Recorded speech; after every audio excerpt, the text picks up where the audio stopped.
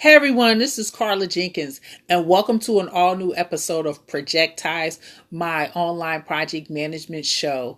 And for those who are new, welcome. My name is Carla R. Jenkins. I am a certified project management professional, certified Scrum and IDLE with over 12 years of experience in project management. And I started this Projectized show for three reasons. One, to show you the business of project management, how businesses use project management, and how to obtain project management certification. Projectized serves to fill in the gap because project management is a highly sought after field, but a lot of times it's a lot of money involved, an investment of time to be certified as a project manager or even to enter project management, which is why I do this show, Projectized. So this is part 3 of my project management domain series. It's a 5-part series. And for parts 1 and 2, you can go on my Periscope, as well as IGTV and YouTube channels, all at Carla R. Jenkins. That's my universal social media handle. So today is part 3, and I'm going to talk about executing. So executing is the third project management domain, and it is the one where you get the most work done and use the most resources, because execution is about making sure that you do the project work, you and your project team. That also means that this is the domain where you have the most changes happening, because you're actually implementing the project management plans. As I mentioned in part 2 yesterday with the planning domain, you have certain subsidiary plans such as scope, requirements, cost, quality, resource, communication, risk, procurement, stakeholders. So you have all of these plans that you're actively implementing along with your team. So, the executing will get you there. I also have a tip.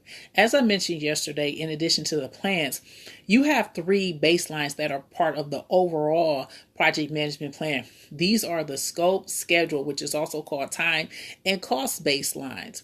And when it comes to the executing domain, these 3 knowledge areas of scope knowledge area, schedule knowledge area, and cost knowledge area do not have anything in executing. And that's because the baselines deal with a thing called variance.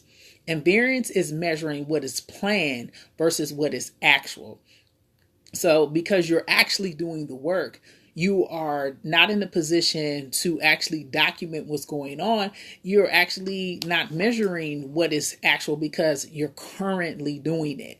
So for variance, you measure plan versus actual. So you would have with the scope, schedule, and cost knowledge areas, you would have them in the planning processing group, which I call domain, and in the monitoring controlling, which I'll talk about tomorrow in part 4. But the 3 baselines of the scope, schedule, and cost with their correspondent knowledge areas, they don't have anything in the executing domain. So the other knowledge areas of integration, quality, resource, communication, risk, procurement, and stakeholders, these all do. They all have executing project management processes that are going on in the with the project. So I'm going to do a recap. The executing domain is the third domain, and it is the one where you do the most work and use the most resources. As I also mentioned before, because you're doing the work in that domain, it's also where the most changes occur.